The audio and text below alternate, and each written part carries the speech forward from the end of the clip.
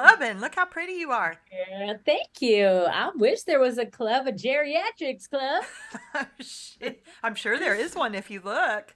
For sure. Could I'm be sure like it's a like supper club or AARP. something. Yeah, Yeah. that would be amazing. Oh, welcome back to Life in the New Normal podcast, y'all. This is Dena Padawano, our beautiful life coach, Kawane. Hello. Wait! Lordy. And I am Ashley Heydrich. I am your humble guinea pig. There we go. So today we have, we have another one of those really fun, light uplifting topics for y'all. That's what Look, we're here we for. are here to help with the tough topics, but hopefully, hopefully in a way that y'all can hear it the way we can, and keep it as fun as possible. I don't know if this is possible. Anyway, today's topic is how to process devastating news. Mhm. So, yeah, I'm happy and relieved and grateful to say I haven't had any devastating news in a couple of years. So I will try to recenter myself and get back into that. But Dena, I know that things come up all the time. You and I have both Mhm. experienced deaths, loss. You've Mhm. experienced health diagnoses, Mhm. a job loss, Mhm. end of a relationship. All of Mhm. these things can happen in the blink of an eye when we least expect it, or maybe we do see some of these things coming. But either way, it's always painful when it's finality and can be tough to process. Adjusting Yeah. your life at that point. Mhm. So, have you received any devastating news lately? Yeah, unfortunately. Really? Yeah, I mean, it was just the medical stuff that I've been going through. And so for the first time, I think for those of you who've been here and those of you who are new, I deal with a lot of autoimmune stuff and medical stuff. And I do everything that I possibly can in order to maintain it. I go to the doctors, I do my check-ins, my yearly blood things. Like I think I do everything right, right? So most of the times I've been to the doctors and I'm used to the, well, your blood looks fine, everything's amazing, like we don't know what's wrong with you. I'm used to that kind, right? So Mm-hmm. Mm-hmm. this time I go to the doctor and the guy was not the nicest of men, but the way in which it was delivered and the news in and of it itself was advanced osteoporosis, advanced fibromyalgia, and advanced rheumatoid arthritis. Mm-hmm. And um, for me, I was like, wait a minute. So part of me was happy that finally I had had a diagnosis, right? And then the other part of me was really pissed off that how is it that in the last 10 years, let alone 3 years, I do all of my yearly blood tests, I do all of my yearly stuff. I've been to the emergency room a few times from the kidney stones, but Mm-hmm. every other specialist misses this. And then at age 54, advanced stage osteoporosis, like Mm-hmm. that's Mm-hmm. pretty devastating because Mm-hmm. he's like, I don't think you understand. You could wind up with your spine collapsing and in a wheelchair, and if you fall and blah, blah, blah. And it's like, dude, it's not like I haven't been coming, doing the work and trying to get answers. Mm-hmm. Right. So in Mm-hmm. that moment when he was being a real jerk off, yeah, I was probably didn't handle it the best, but it was the aftermath of that I had to go home and I had to process and I did a little research and what that means for me. And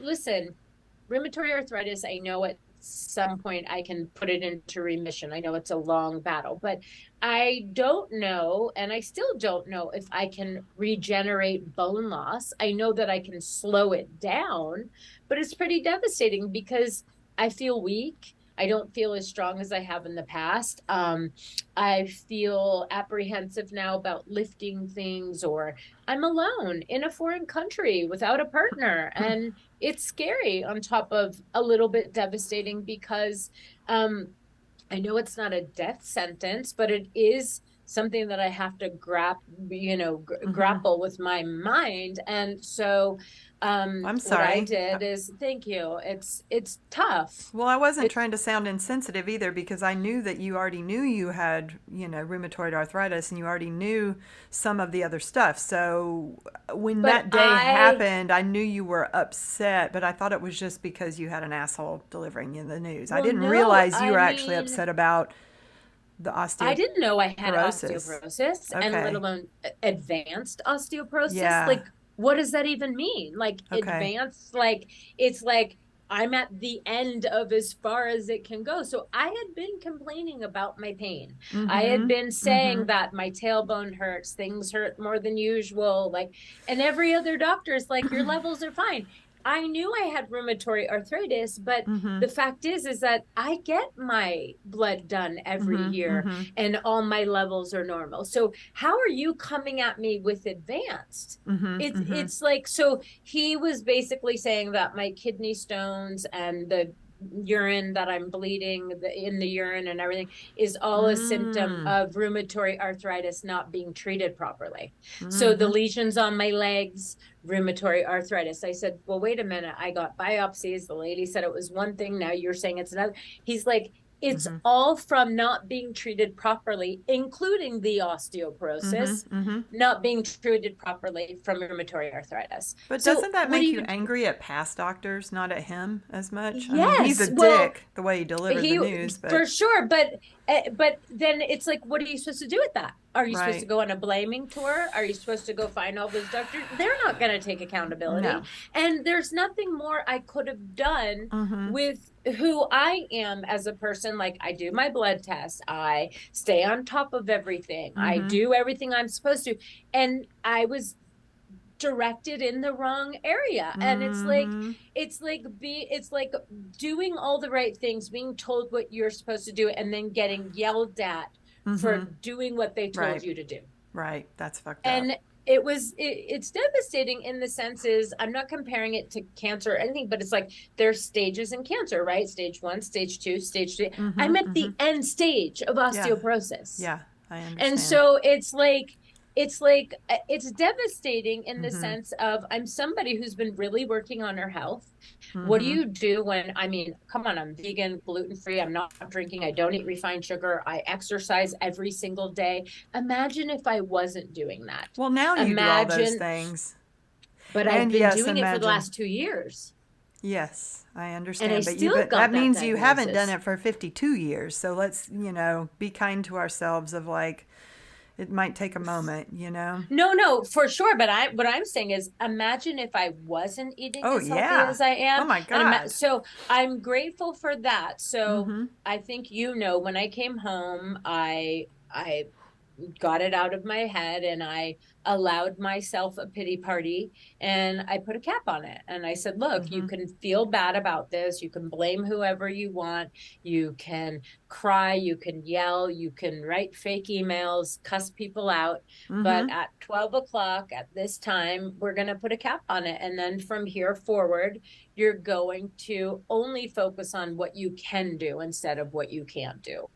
That's And great. for me, well, and it doesn't work for everyone, but listen, I gave it like a couple day cap, right? And I allowed myself to feel it. So I Mhm. wasn't doing toxic positivity, but it is devastating when you think you're doing everything you're supposed to, Yeah, and then I you can see find that. out you weren't doing anything that you needed. And Right. it So wasn't for, yeah. So it's so devastating so in can I that ask way. you a question then because okay, so when you were sitting in that and let's say you gave Mm-hmm. yourself like a weekend, a Uh-huh. couple of I gave days to get myself, it was past from it, Wednesday to Friday night. I gave myself. okay, that's a decent Mm-hmm. amount of time because you can't, you're right. I mean, if you try to push it out of the way too fast, it does feel like toxic positivity Mm-hmm. and you're not truly processing those emotions and your feelings. So, did you write fake emails to those doctors and tell them how you felt? Like, what did you do to get that out of your Oh emotional yeah. Um, system so that you could go, I okay, it's out. I feel better. I can move forward now and try to solve this. I cried a Mm lot. hmm. I talked to my therapist more than once in Mm those hmm. 2 days, and he let me rant to him, and I literally just went off. Me and my friend who was with me at the doctor's appointment, we call him Professor Asshole. And that helps me feel Yeah. better, right? Yep. And That's so, good. like, if you just add little bit of things to it, right? And then it's like, what I've had to learn is, in order for the narrative to not keep going, Mm-hmm. when people go, so how are you doing? I'm not going to give the whole new update, right? Mm-hmm. I'm just like, I'm good. I'm doing the best I can under the circumstances. And so, what I've Because learned, because when you let that negative narrative go, it will literally gain traction and momentum and get bigger. And then it comes out meaning of your control. if you keep the negative, not if you let it go. Yes. If you I keep mean, that sorry, negative, if you keep it going, yes. it will get bigger and it will become this huge thing that is now no longer in your control. And everyone else is giving negative vibration for you. And it's like, I don't want that either. No. No. And No. so, it's interesting. I'm thinner than I've ever been in my life, but we all think our problems and everything are gonna be over when we're thin. But I've never felt weaker in my life. And now I understand, because now there is an answer to things, Mm-hmm. right? Mm-hmm. But I think also there's part of me that's still in shock that after everything, dealing with things since I'm 28, them finally having an answer. And it just never occurred to me that they were gonna come out and say, I had all of I mean, I've been diagnosed with so many different things, and it was guesses or blood. This is definitive. I did Mm-hmm. genetic DNA testing. And I was like, okay, as much as he was an asshole, I'm not going on to new doctors. As much as people love me and they go get a second opinion, I've gotten 100 opinions. So I just allowed myself to put my ego aside and go, he's the first person who's actually come up with a realistic diagnosis for Mm-hmm. everything that I've had, and it fits. And DNA and blood tests don't lie. Right? So he was Well, reading all I of wouldn't that. say they don't lie, but it's also just information and it can be Yes. interpreted different ways. So I also Mm-hmm. don't want you to get hung up on that narrative that this is my sentence kind of thing, right? Oh yeah, no, no, no. I'm not hung up on I that think we for have to sure. be But careful about the narrative we tell ourselves, right? mm-hmm. And so what happens then now after that is, I'm not going to ignore it. I'm going to do what I can and then keep it moving. Right. So every day I'm doing the best I can to help my health, but then I focus on other things. Yeah. And so it's Good. not to avoid it, it's just to avoid it becoming who I am. That's great. Right. I So think with that's very negative smart news, because, yeah, because I mean, and the only recent thing I can really relate it to is like the loss of somebody. The most recent big loss for me was my dad a couple of years no, ago. Yeah, sorry. you were Uh-huh. there. I mean, you were with me Uh-huh. through it. Thank you. Mm-hmm. You're welcome. And I think in those moments, I realized exactly what you just said. No matter what type of news it is that you're getting, or you're going through a breakup or whatever, the longer we perpetuate that narrative of the sadness of, oh, he's gone, da da da, or oh God, now I have this and what do I do with it? You're right. The more that vibration stays active, the more you put it out there, the more. So at some point, I had to do the same thing. I had to allow myself to cry for a few days, and not to say that it's never going to come up again, whereas not going to have waves of emotion. Of course you are. We're human, Mm-hmm. but Mm-hmm. of making a physical effort to change the narrative in my head and the way I carried myself and was able to talk about it, because conversations like that can take you down in an instant. When somebody approaches you and says, "How are you?" I mean, you can crumble in a puddle, if you For don't if you sure. don't pull yourself together and find ways to do that. and Mm-hmm. and I think that we get more of what we put out there around that type of energy, right? Mm-hmm. Totally. I'm trying. This is stuff that I've learned too, and I'm 2 years past that, so we'll see when the next one happens how I handle it. But the tools I've learned lately around this are literally that it's our job, as in the metaphysical community, especially in the spiritual community, to try always to hold that vision of what we want to see ourselves as, Do you want to see yourself as healthy, whole, da, da, da, da? And can we be grateful for every day, thank you that I have everything I need. Thank you that I'm finding Totally. healthy solutions. Thank you that I'm have other family members around me, and that maybe I can recognize dad in this way now or that way and be grateful for the memories. Or I don't know, Dina. I'm spouting Yeah. off course here, but I'm Well, trying. and it's not always realistic in those moments when somebody's feeling really emotional to be able to resort to that kind of thinking, Not right? So in immediately. those No. no, so in No. those moments, like I'll give you for instance, this is not about death, it's something else. So I have a niece that I found out was getting married and I found out that I wasn't invited. And Yeah. for me, that hurt really Yeah. bad. And I will say, I don't know if it's ego or if it's just the sheer pain of it or all of it, but I think old me would have literally been like, well, she invited so and then compared it, right? And then this me is able to go, okay, well, that's a really bold statement. She must either have a very strong opinion or a very strong reason why she does it. I'm also allowed to have the response that I want, meaning that for me, that is a closed door from here on out. It's not about being stubborn or about being pissed. It's about I'm unable to keep opening myself up to pain. I cannot keep allowing people in my life to slam a door in my face. And so that Which is is also devastating. exactly what I was going to say. That's Mm-hmm. round two It's of something new you got to devastating, learn. totally, in the sense. So then I'm not going to add a bunch of narratives to it that I don't know are true or not.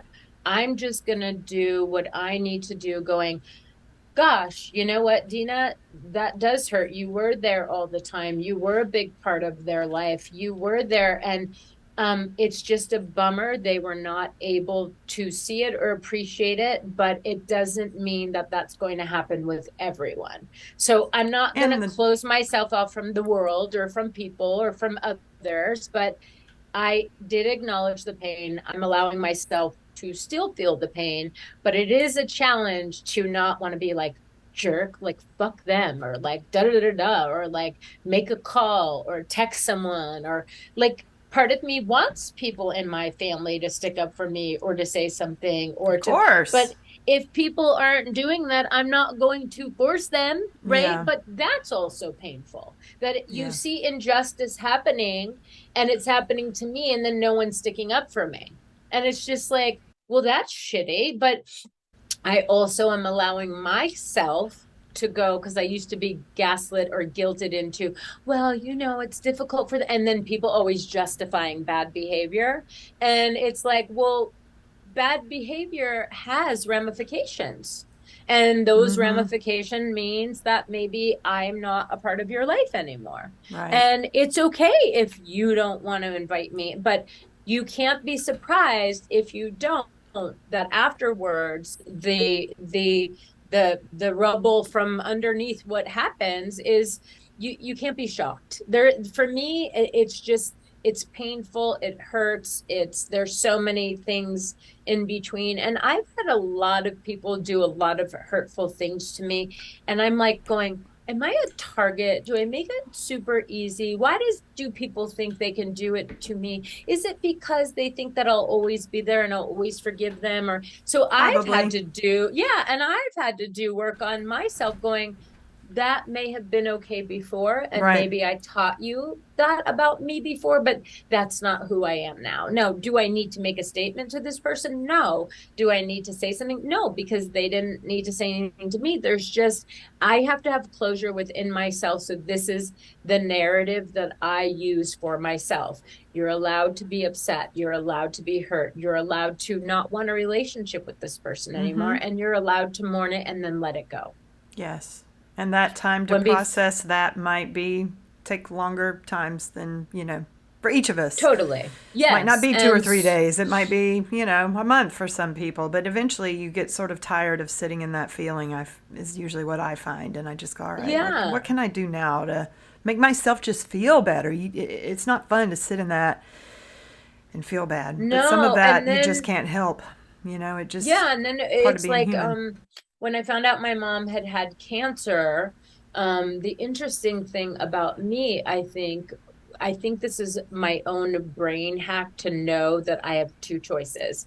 I Hmm. can either go down this road, which I will cry, be destructive, maybe eat, I would have drank or whatever. But Hmm. I decided when my mom had died, she died of breast cancer. I joined the AIDS walk run, and then I raised money, and then I did the Chicago Marathon.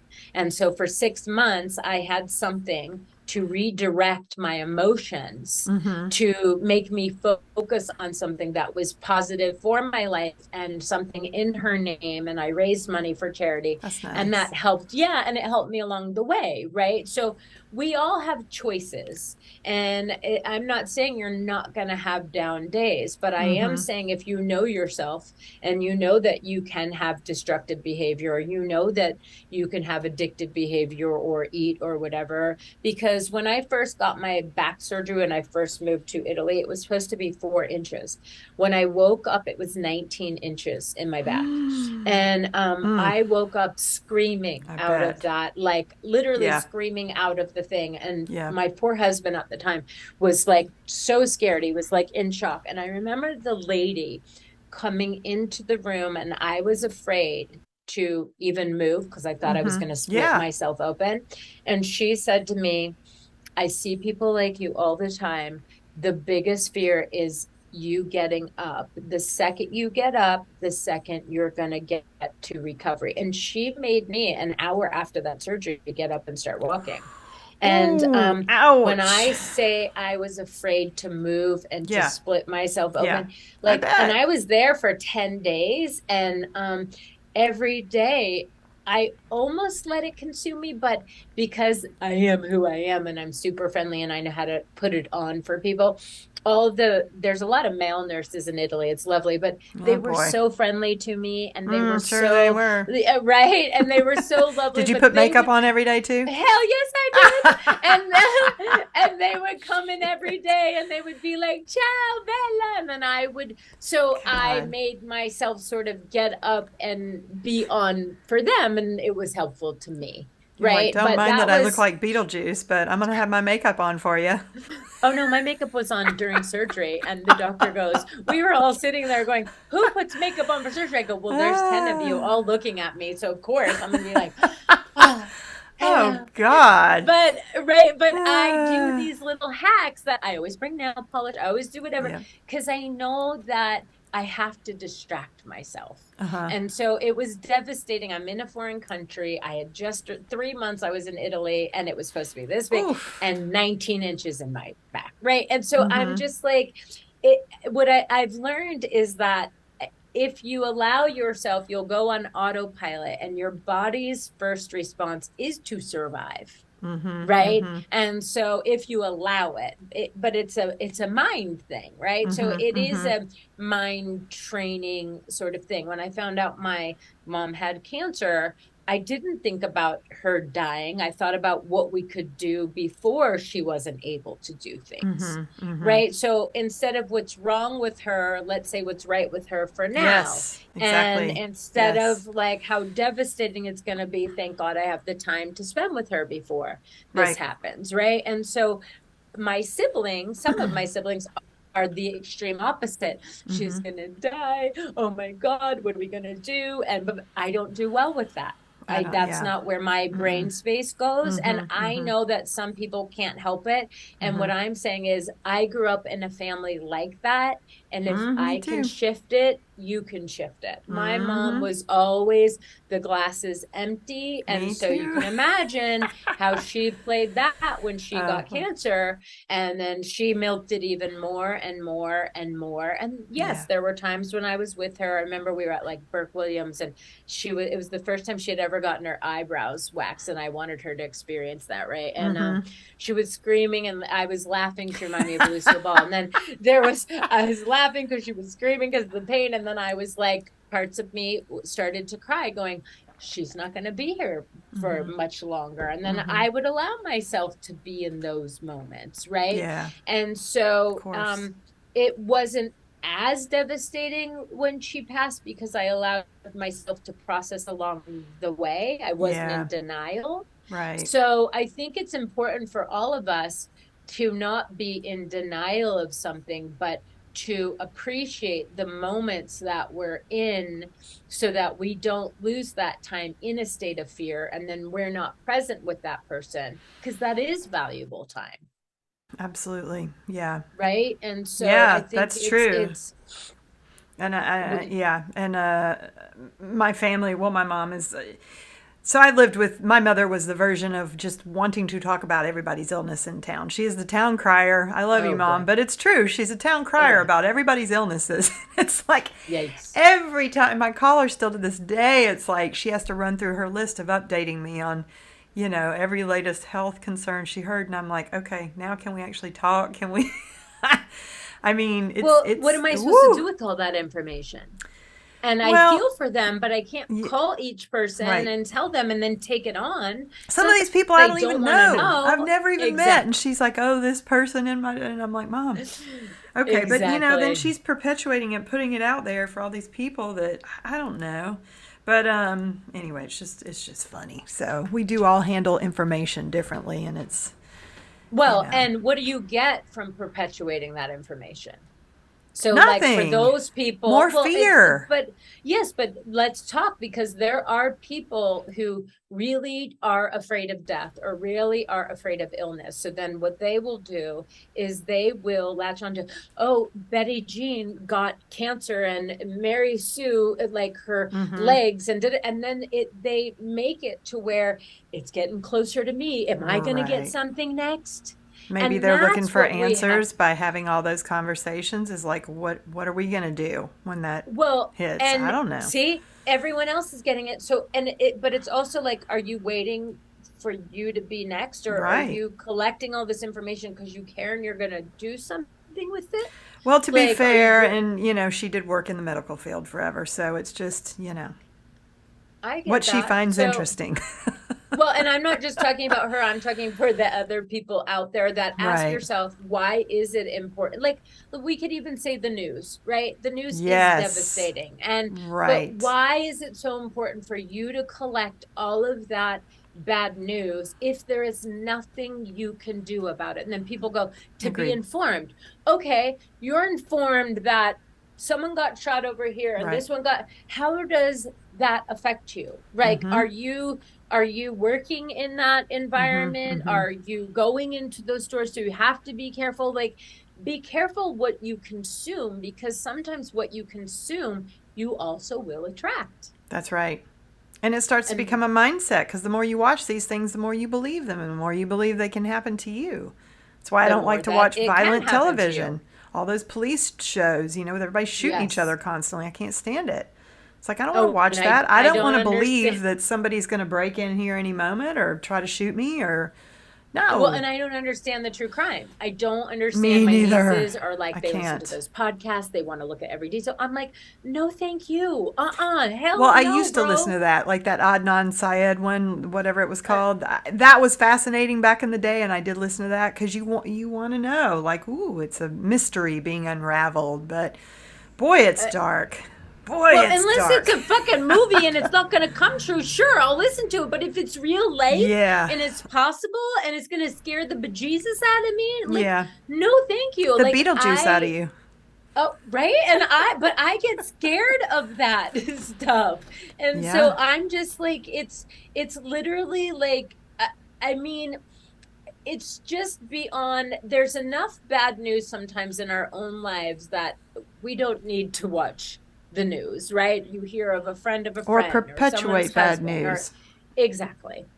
So I did you agree. hear or did you see or did you so I feel like also devastating news is different to everyone because some people it could be about not getting into a college that they wanted to get into. Yes. So instead of going, it's okay, you'll get into another college, you go, God, I'm really sorry because I know how much you wanted to get in there. And then you Mm-hmm. just sit with them. And Mm-hmm. that's uncomfortable and yucky, but a lot of us don't want to sit in the uncomfortable and yucky with people, and we want to fix it for them because we want to make it go away so that we don't have to keep feeling it too.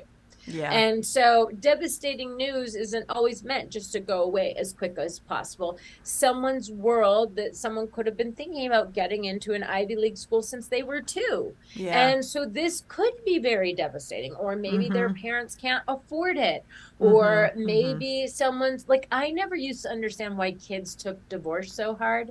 And What? that's probably, well, Really? girl, that's probably because I had a father who was in prison. I had sexual abuse. I had all You're these like, other things. I please was like, divorce and remarry. right? I was like, please, like, that's the least of the problems, Oh, right? But Lord. that's coming through my Yeah. perspective and Yeah. my experience. But what I've learned as I've gotten older is you don't know what they're going through and why it is so devastating to them. Right. And I went so through what that. It I've, was devastating. Yeah, it's oh, it awful. was really, Yeah. Of oh, course, because I didn't. see. I mean, I was a kid. I was 5 or 6 years old, and I didn't think that my Mm-hmm. daddy was going to be my daddy anymore. Like I was completely confused by the whole thing. And then just Oh, the everybody living apart, and you used to having everybody together, and then there's new family members pulled into the mix, and that's a big adjustment, oh no, especially see, me, I was with a like two stepfather coming Christmases. in. No, with a stepfather coming in with a heavy hand, and my dad was so kind and, Uh-huh. gentle. And then I had somebody very strong in the household that I butted heads with all the time. Like, there's just it's a whole different dynamic. And then you Yeah. instantly got not only these immediate family members that come in, but their whole families, so it's a lot of Yeah. people all of a sudden that you have to, be okay with taking on. And some of it's wonderful. I got some great people out of that, but I also Mm-hmm. got some really pain in the ass people out of that too Yeah. that made my life difficult. So, See, I don't remember yeah. ever having the luxury of any kind of support going, are you kids okay with this? Oh, Or yeah. it'll be an No, we weren't adjustment. asked. So we were There just, was I no know we were just conversation. thrown into it. So it's like, so why is everyone Right. complaining? I mean, you got to Right. do it. Like, so clearly I know now with having the neurodivergent brain is I'm a literal person, right? So it's like, well, okay, it makes sense. Like, we'll do this now, and this one's does that now, and I Huh. just it didn't affect me in like I was actually relieved Uh and huh. because I eventually went to live with my dad, Uh right? huh. Uh huh. But the fact of it is um I remember my mom going, who do you kids want to live with? And I was scared shitless to tell her my dad. Yeah. And when I told her my dad, that did not end well. Uh huh. And she didn't let that happen very quickly. Yeah. But I will say is that um I've learned as I've gotten older not to minimize people's devastating news. It may not be devastating to me, but it's devastating to them. And so if I care about them and love them and want to support them, I try to bring myself to where they are. Mm-hmm. And because if I were to compare it to me, it's like, oh please, bitch, like what, It's true. like, are Yeah. you kidding? And so some of us will so do that going, and we compare pain, like, Mm-hmm. oh please, that's nothing compared to, no, it's something for them, Yeah, yeah. right? And It's true, and so it's a good reminder for me too because I do like to try to help people get out of that space, and sometimes they just need to sit in it. Sometimes I just need to Mhm. sit in it. I don't want And somebody to pull me sometimes, out of it. yeah. Well, exactly. And so someone isn't telling you sometimes to pull you out of it. They're just telling you to share their misery so that Right. they can have support. Yeah. I'll never Do you forget when I know? was at my grandmother's funeral, my mom's mom, who was the closest, more like a parent to me than anybody else I grew up with, was a Hmm. very hard loss for me and for my brother Scott. He and I at the funeral were both hugging at the end of the funeral, and we would start crying. And we were just standing there hugging, crying for a minute. And this woman, who's a friend of my mom's, I will never forget her, I will not say her name, came up to us and smacked us on the back and said, "Stop it. Y'all need to toughen up right now and be strong for your mother." And we were like, I was thinking my mom did not have anywhere near the same relationship that I had with my grandmother, and I was like, how dare you? I was so like taken aback when she did that. I'm like, this is a funeral. This is a time when you're supposed to be allowed to get all those emotions Yes. out. I was like, how dare you? Uh-huh. But that's a Yeah. very, good example of somebody trying to take control. And I'm sure I've done that to a lot of people too, trying to get them to like move through their pain faster, because it's uncomfortable to see people in that, and you don't want that for people that you love. You want them to be happy, but it's Totally. not. Or But it's their toxic discomfort. positivity. Yes, but their discomfort may also make you uncomfortable. Yeah, but I Meaning mean, if I someone, don't. I'm talking about that lady, like, so Yeah, let's say you guys are probably. crying or whatever, and then she was Oh taught yeah, as a kid that that was something you bad, don't or show you your don't do that. emotions. Exactly. So then Don't she cry. is uncomfortable that you're crying. So then she's telling you to stop so she doesn't have to feel uncomfortable. Yeah, Do you yeah. see? So What a it's, bitch. right? What a I was so bitch. mad at her.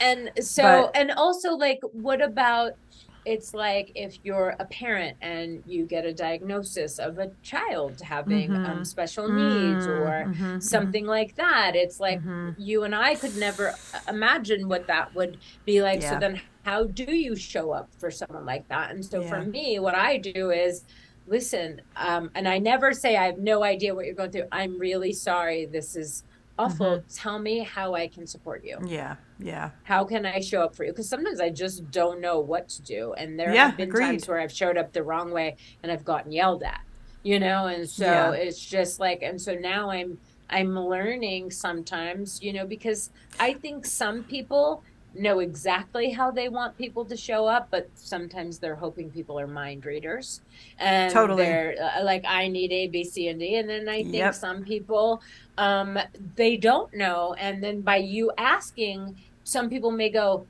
oh, wait, I have a choice in how you're going to show up for me. Like, I get you, you know what I mean? Yeah. Well, I think it's important just to say you really, what you just said, you really don't know how to support, because Mm-hmm. when people go through a devastating loss, like a death, a sudden death, or something like that, your brain goes into this total different, it's got to be a chemical response. I don't know what it is Mm-hmm. scientifically, but you can't process the same way. You're Mm-mm. not in your body in the same way. So sometimes, when I would get those calls from people, what can I do? Just tell me what to do and I'll do it. Well, I don't fucking know. I can't even feed myself right now. Yeah. You know what I Mm-hmm. mean? So Mm-hmm. sometimes I think it is important to say, I'm not sure what you need right now. If there's something you can think of, tell me and I'll do it. But otherwise, why don't I bring you something to eat? Or why don't I take the dog for a Yes. walk for you? Can I, like, make suggestions of things you can do to help them? And then, I'm sure they'll say, no, I want to do that. Or yes, that would be amazing. Thank you. But I find when they put it back in my court in those situations, I don't know what to say. My brain's not even Mm-hmm. going there yet. You know what I mean? Totally, totally. And when I have a person that I know that their husband died just while they were on the phone with them. And I was Oh, yeah. even nervous to see them because I didn't want to emotionally break down and lose Right. it to make it worse for them, right? And But so maybe it's that's not kind of making it worse. yeah, Maybe it's sitting in it with her. that's what I did eventually. And I said I was afraid because I didn't want to make it worse. And then we have been going through it together, but it is scary. And and then you're like, and I miss this person too. And but Mm-hmm. you don't want to make it about you, right? And so Right. then I do that sort of privately, Oh, yeah. and then I show up for them wholeheartedly, and then I also share stories or things. But I think that so many of us, we just want to fix it or avoid it, or some people just don't even want to share it or whatever. And I think if we could start showing up or give tools or whatever, that it doesn't have to last as long. So, like, I didn't know, and you're going to think this is weird, but because I grew up with the mom Again? that I did, and Just kidding. yes, and I'm neurodivergent, it didn't, I was not taught. See, my mom, she would get devastating news and she would not move. She would become paralyzed. She would be with fear and she would be in the bed for weeks and whatever. I Mm. thought that that's what you were supposed to do. Mm-hmm. So, literally, this is going to sound crazy, but when my mom died and I was crying, my therapist says, why are you crying? And I go, well, my mom died. Aren't I supposed to cry? It's not that I wasn't missing her. She wasn't the nicest person in the Mm-hmm. world, right? Mm-hmm. But Mm-hmm. I just thought that's what I was supposed to do. So then as I got further on in life, when devastating stuff would happen, I would crawl in the bed and sit for days or weeks, because I thought you weren't allowed to keep functioning in life if Mm. devastating news Oh, happened. wow. I thought, because I'm a Which literal probably felt person. shameful in a way if you moved Yes. forward in your life carrying that out there. Oh, that's interesting. Exactly. And so Yeah. I would be like, how, and then I would be a bitch. I would be judgy. It's like, I can't believe so and so is out and blah, blah, blah. And they're whoever Mm. just died, because Mm-hmm. that's how Mm-hmm. it was presented to me. And that's what I thought was the barometer of how it was in the world. It wasn't until I got older Mm-hmm. and I realized that it was different. So for me, it's like, you get bad news or something. And then if you tell someone, like, a week later, oh, I'm doing this. Oh, really? You're already out there, that you, it's like, are Yeah. you shaming It's me? different Are for you? everybody. Yeah. Yes, It's different totally. for everybody. Like And I've had to learn that. yeah. When my I had a little Pekingese, as you know, for 17 Mm-hmm. years. That was my angel baby, and when she passed, I remember just being devastated. And my friend Deanne calling, and just we couldn't even talk. She was just crying on the other end of the phone, but it was the most beautiful thing she could have done. She's like, Yeah. I can't even. And I'm like, I know. I thank you for just, she's like, I know what you're feeling right now. And it was like, oh, it makes me want to cry just thinking Yeah. about it. It was so sweet. Totally. But So sometimes that's sweet. that's all you want with somebody is just, or somebody wants is just to sit with you in that pain, right? Sorry. Mm-hmm. No, it's But okay. And it's knowing that true. they loved your dog as much as you did. Or And, that they love me so much that they know how much exactly. I'm hurting in that moment, that they Mm-hmm. just feel it. And I think that's Mm-hmm. so beautiful to have that much sympathy for someone else and that much empathy for what they're feeling. It's like Mm-hmm. that's woof, because I don't always have that. But you know, No, and listen, there are times when I haven't talked to friends in a very long time, or we were fighting or whatever. Anytime someone's animal died, they would always call me, uh huh. because they knew that I'm the You would animal cry with lover, them. and I would pick up the phone and I would cry with them, and I Oh, would come right over and yeah. feed the last steak and do the Yep. last meal, and Yep. I would drop everything, and that was that, right? And Yeah. so I think that showing up like that, you're absolutely right, is the most beautiful thing you can do for someone and Yeah. for yourself, is showing up for yourself in these moments. Well, you remember those things because what I remember about that person that called or other people that showed up when Dad passed immediately was that they knew it was going to be hard and they did it anyway.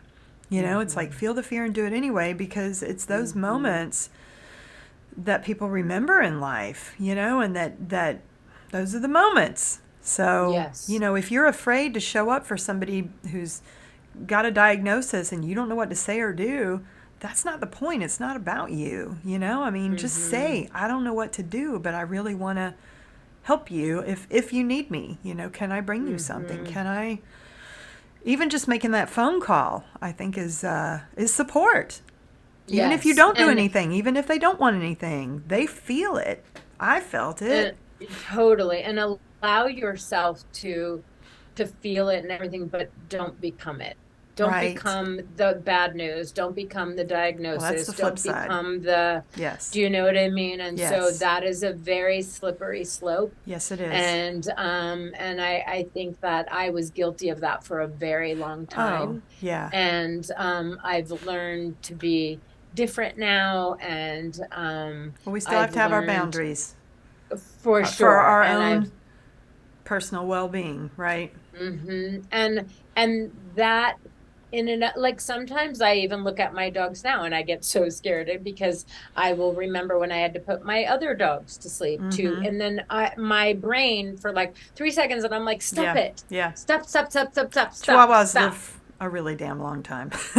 Yes. Anyway. Well, and and so girl, and well, and but you don't But I forget hear you. when it Yes. happened, Yeah. and there will be some certain positions, the dogs that I hold them in, that the dogs were in when I had to put them down. Right. Oh, So then yeah. when I'm Yeah. holding the dog, I'm Mm. like, like Oh, my heart, yeah. Oh, everything drops. gosh. And then I'm like, Damn it, you Dina. I know, didn't those, think about that. Now I'm right. not Well, going to want and to hold a those dog in dogs, the same way.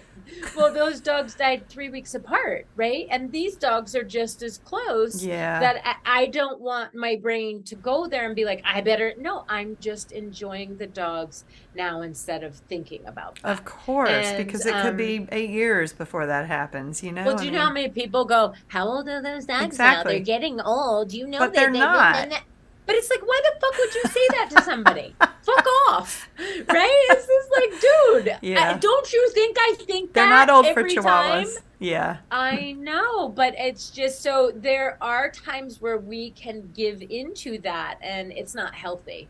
Yeah. And so it's listen, we're all dying. So it's just Yes. some are accelerated, some know when they're going to die, some don't, some whatever. So it's like, are you going to sit here and go, okay, I'm going to wait for the bad news and okay, but no, you have to keep living. You have to keep going. You have to keep greeting your day with respect. You have to keep showing up.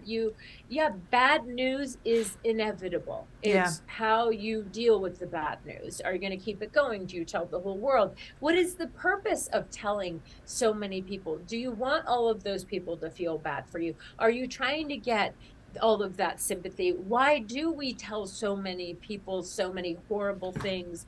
Because we want people to have sympathy for us and go, oh, that's so, that doesn't happen very often. People go, oh God, I'm so sorry, bummer. And you never hear from those people again. Right. Do you You know kn- what I mean? do you know another thing that I found that really helped me? Once you and I had already started doing this type of work, and I was cognizant of trying to re-implement tools to keep myself in a good headspace after my dad passed, Uh-huh. was just walking.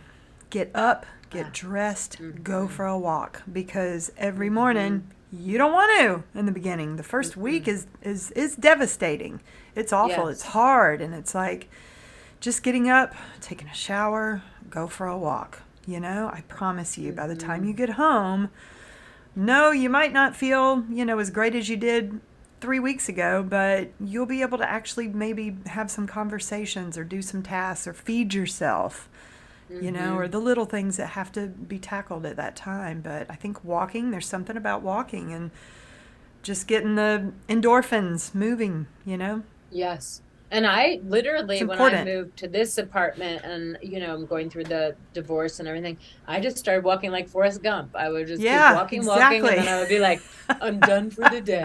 And then I would go for it. Some days I'd walk 2 hours, And some you were days in I'd walk France. once. No. Right? And so, no, but literally, you're right. The Yeah, walking is the there's thing that something kept to me it. sane. It's almost It like meditation. It's like when you're walking, and if you just don't put on I mean, do whatever feels right to you, but I allowed yeah. myself to just have a little bit of music on and allow my thoughts to come and just process them while you're out there by yourself, walking around and moving. And there's something about moving through pain in that way that just is Mm-hmm. so healing.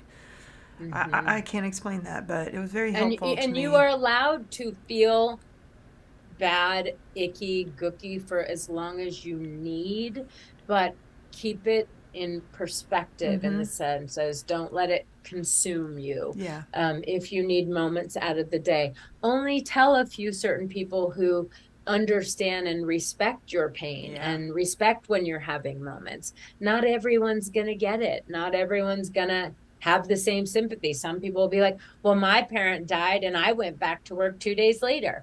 La, la, la, la, la. Right. And so people go through it differently. And so, back to your point a minute ago about how you mentioned that you didn't think it was okay to get out of bed when you Mm-hmm. had devastating news. What do you have to say to people who feel guilty about enjoying happiness when something bad has happened? I think that that is what someone, so if someone had passed, they would want you to keep enjoying your life because they're not here to enjoy it, right? They Mm-hmm. would want you to take more advantage of the time that we have, right? Or go for something. I can promise you that my mom always compared herself to, I didn't get to do half the stuff you did. And it's like, well, you had a choice. It was your choice not to. Right. But I get it because she was a victim to that mentality, Right. right? And so But let's say I even if somebody hasn't passed, let's say that you have a very good friend or a family member who's just really really sick, and you feel guilty because you're not sick, mhm. and you want to enjoy your I think, life, and it's a struggle, and so you suppress your own happiness well, I think you do it in respectful ways. You in don't flaunt it in respectful people's ways. But faces. I Yeah, mean, you but I don't. mean, just feeling like it's not appropriate to laugh or Oh watch a yeah, those are comedy, that's or oh yeah, that's hard. And then you feel guilty for feeling you feel happy guilty for during that feeling happy. time. That's what I'm talking about. Yes, because Yes, I've also and experienced that and had mhm, people who I feel like experience that around me, and I'm like, well, no, I want you to go be happy, when I was life sitting in that moment, keeps I didn't no, want you life to be in keeps misery with moving. me. Well, life keeps moving, and what you have to understand is what is accomplished if I'm sitting with you in that discomfort and we're not even in the same room and you're not getting my support. Do you know what I mean? If you're at your house and I'm at mine, but I don't think that that person is feeling happy that you're sitting at home doing nothing because of them, Well, I think they feed off because that of their energy and then they feel diagnosis. guilty. Yeah, depends on the Could people. be, could You know be. what I mean? Exactly, it My could mom be. would love that. My Oh. mom would have like fed off Your of mom that, would was have a been like, misery loves company. Oh, totally. yeah, But yeah. and listen, I have some siblings who Well, are that's not the fair to same you. way. And well, listen, with my ex, his dad had dementia, and I was going to the States, and he was close. We weren't sure when he was going to die. So before I bought my ticket, we had a conversation, and we Mm-hmm. said, look, we know that dad might die. And if he dies, what's going to happen? Am I going to go to the States, or are you going to want me to be here with you? He goes, we're going to stick to the plan. You're going to go to the States. I have my mom here, my Mm-hmm. best friend, my siblings. Mm-hmm. Don't worry about it. Mm-hmm. So his dad died. The night before I was leaving to the States, I left to the States, and my sister, for days, I can't believe you left, and I would have never done that. He's going to remember that forever, and Mm. blah, blah, blah, making me feel worse Mm-hmm. about myself. Mm-hmm. Mm-hmm. But it was like we had a conversation a lot. We talked about it for months Mm-hmm. before it even happened, and Right. we were okay with that. But that Right. is her stuff. And Right. I didn't allow her to impede on that. And then she got even more angry with me. Right. And so it's interesting that, yes, just Everybody's because different. you think that way and you feel that way, you do what's best for you. Right. Right. And we did what was best for us, Right. Right. and so it wasn't like, don't assume people aren't feeling bad. People handle bad news in very different ways. Some people get up and they can't stop moving, and some people get in bed and they can never get out. Some people will drink themselves to death. Some people do. Everyone has their way of dealing with it. Mm-hmm. So Mm-hmm. Mm-hmm. instead of attacking me in that way, it was like, oh, did you could have been like, is Marco okay with you leaving, or did you guys discuss it? Or there was not even a conversation about that. It was, you're horrible, you're this, you're that, and Yeah. we talked about it. And as a couple, we were fine with our decision. Mm-hmm. Other Mm-hmm. people had problems with it. Right. Right. Right. Yeah. And Everybody's so, different mhm, processing yeah, that. Yeah. yeah, it's another fun subject. Another fun subject. But stuff that needs to be talked about. I mean, people don't talk about Totally. this stuff enough, and I think it's important. Yeah. And it's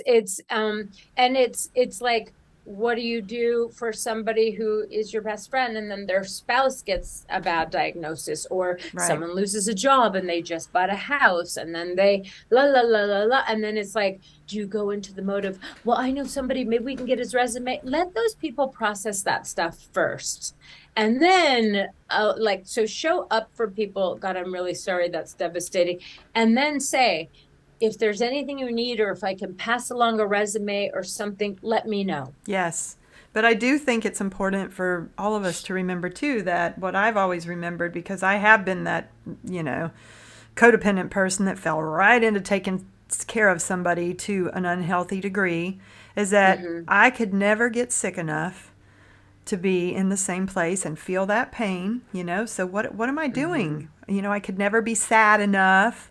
What am I doing to myself? Like, I'm never going to get on that same level as that person. And it's like being empathetic and being kind is fantastic, but I think it is so important to maintain your balance and try to keep your own life going and your own schedule going so that you can be strong for that person, if that's what you want to be, Absolutely. because they do feed off of that in whatever way, good or bad, so For how do sure. you want to feel too? Well, and literally like and I may sound like a bitch because sometimes I am, but I'm a doer, right? And so when a sibling of mine had cancer and they're like, "You don't know what it's like for someone to tell you that you're going to die." And I You go, don't. "You're absolutely right. I don't. I know what it's like for someone to tell me that I will have chronic pain, but I don't know. That's why you should go to a support group so you could go to like-minded people, because if you've never gotten a diagnosis like that, you could never understand what Right. somebody's going through. So Right. it's not like I'm not trying to be there for you, but you can't get mad at me that I don't understand what you're going through because you've been given that. I can only try to imagine, but it's not the same. Do you know Yeah, what I mean? totally. And So so, if you're and that then person with the diagnosis too, be mindful that not everybody is going to be able to understand where you yeah, and are. that's why they have support groups, and that's why they Yeah, have it's people hard. to talk with about that. And so Yeah. it's a really touchy thing, but I think if we have hard conversations and we can tell people instead of trying to fake it and show up and then fall short, I think it would be actually kinder to be like, listen, I'm really struggling with understanding what you're Yes. going through, and I don't know. So is there a group I could take you to and sit in the parking lot while you're out there, or sit with you in the group? Or is there something that I can, Yeah. show up in a way? I think that's the best that we could do. Yeah. Yeah. I like that. I think that's great. Yeah. And so Yeah. there are ways, but it doesn't mean that I don't think that those people want you to know. They want you to acknowledge that this is the scariest fucking thing and you will never know what it Right. feels like. And you're right. It is really fucking scary. And you're right. I don't know what it feels like, but I'm here and I'm not going anywhere. Right. Right. And I'll be here to hold your hand through it, And basically. I'm not going Right. to try to fix it unless you ask me to. Right.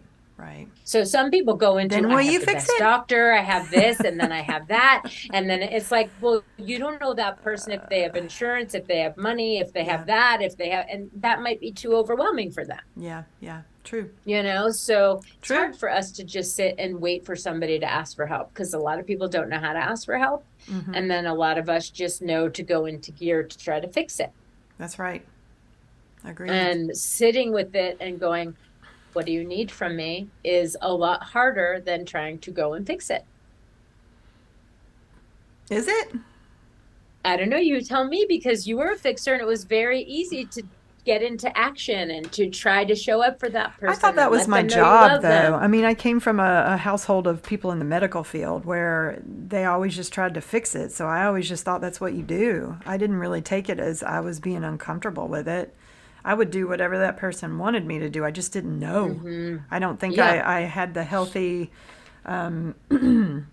communication tools in place yet. Yeah. Yeah, And so that, look at, we all do with what we grew up with what exactly. we knew, or a Exactly. complete opposite. So if in my household they did this, I'm going to do the complete opposite, which isn't always right either. Right, right, exactly. Communication. Right? Ain't it Communication. fun? So much fun. Yeah. Well, I anyway, love it. thank y'all so much for being here with us this week. And if you enjoyed this content, please give us a little follow. It helps us so much. Yes. Interact Dena, with these posts and like and subscribe and let us know you're here. Dena, thank you as always for the beautiful conversation. And I always enjoy our chats. Me too. And Thank y'all you for being having here. these conversations. Absolutely. And Thank you. we'll see y'all next week. Ciao. Bye, y'all. Join us here each week as we unpack life in the new normal with a new hashtag Subtle Change Profound Impact from Coach Dena. To get a little daily inspirational message in your social feed, follow us on YouTube Shorts, Instagram, TikTok, and Facebook. Copyright 2020 Angel Baby Films, all rights reserved. For entertainment purposes only.